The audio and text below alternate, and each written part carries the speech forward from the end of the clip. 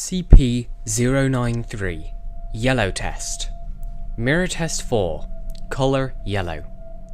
D-Class subjects are no longer authorized for testing. Testing focus has been shifted to data collection after analyzing the articles brought back from the previous 3 tests to better understand the fate of the world accessed by SCP-093 and determine if safeguards or practices are required for our own world.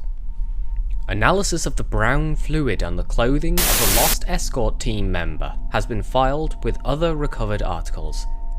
Doctor has volunteered for this test, as out of the possible candidates, he was able to cause SCP-093 to undergo a new colour change.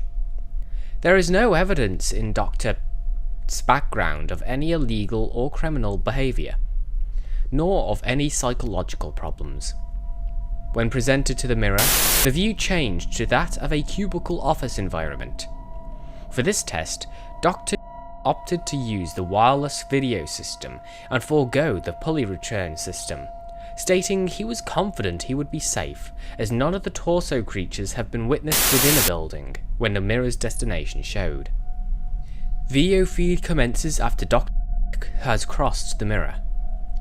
As with prior tests, SCP-093's current colour, yellow, tinges all video material. Camera flickers to life and pans across a series of plain white cubicle constructs. Approximately 30 are visible. At the far end from the point of entry is an office module built into the wall with frosted glass and a glass door.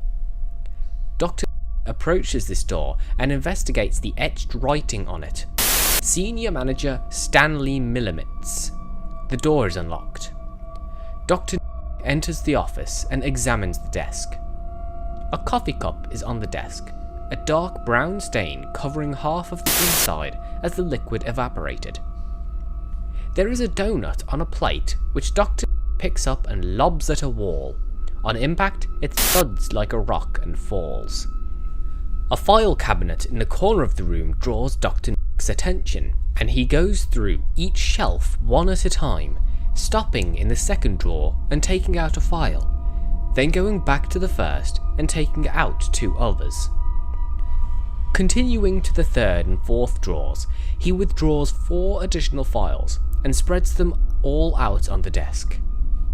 The files are blue filing folders, and he points with his finger and camera at a symbol on each of praying hands, stating aloud for the camera that all other files are stored in yellow folders. The blue folders are placed in his field kit. Camera attention is turned to the PC on the desk that is logged in and functional. Dr. Nick comments aloud, wondering where these devices are getting their power from, as he has noticed no power outlets. This PC's desktop contains the logo of Faithful OS and even has sounds, clicks of the mouse followed by soft hymn-like hums, and opening of icons followed by angelic bells. The PC fails to yield any useful information to Dr. Nick, who abandons it and leaves the office. Approaching the other end of the office floor, Dr. Nick presses a button on the wall for the elevator and enters, finding he is on the 34th floor of a building having an unusual number scheme. The keypad layout goes from -115 to 115 and includes all floors. Before pressing a button, Dr. Nick requests that the wireless video transponder be moved to the elevator and replaced with a construction cone to mark the entry point. A second transponder unit is placed outside the elevator, and Control is instructed to recover the second unit and seal the test chamber should something happen to him. Then when all is arranged, he presses the button for floor -115. The descent down the elevator is long, consuming 15 minutes. During this time, the camera experiences one malfunction where the image jerks and turns to snow, restoring to show 14 other figures in the elevator with Dr. Nick as video pans around, all of whom move as he moves to allow him space. They remain for 35 seconds, then the camera flickers to snow and returns. Dr. Nick is now alone in the elevator, dancing as is assumed by the ducks and sways of the video feed. Dr. Nick pauses to comment on a rising stench coming from below.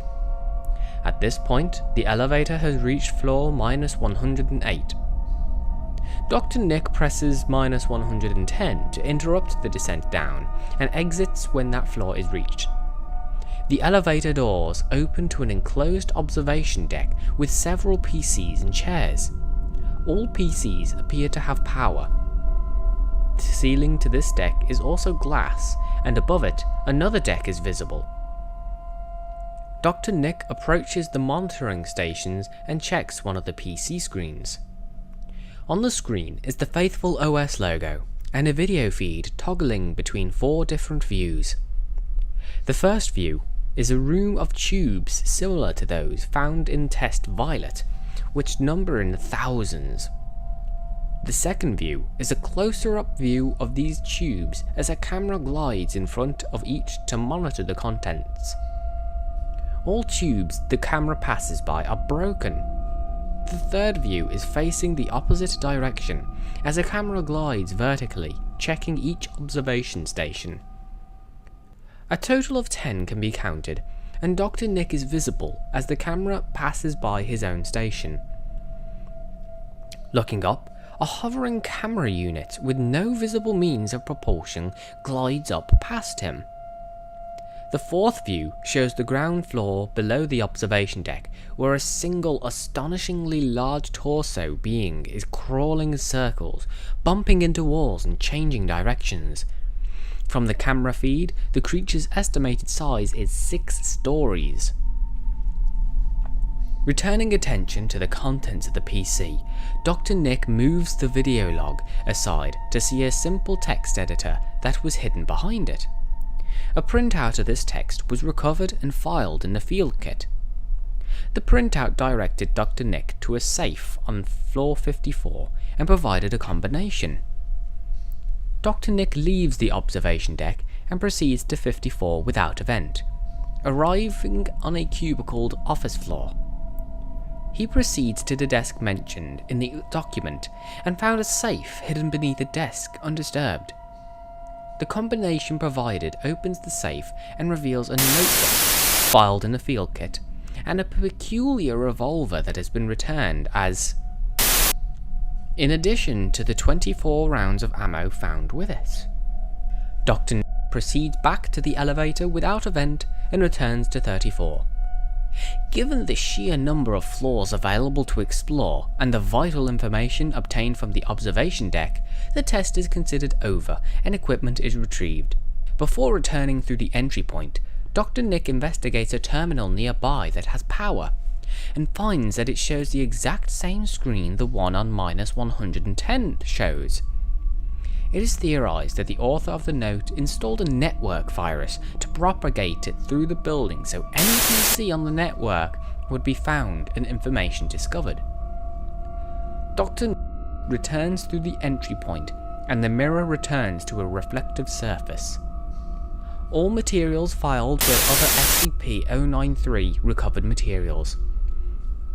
Analysis of and the ammunition for it postponed for reason that it would require deconstruction of one of the rounds, and they may be beneficial until testing of SCP-093 is resolved.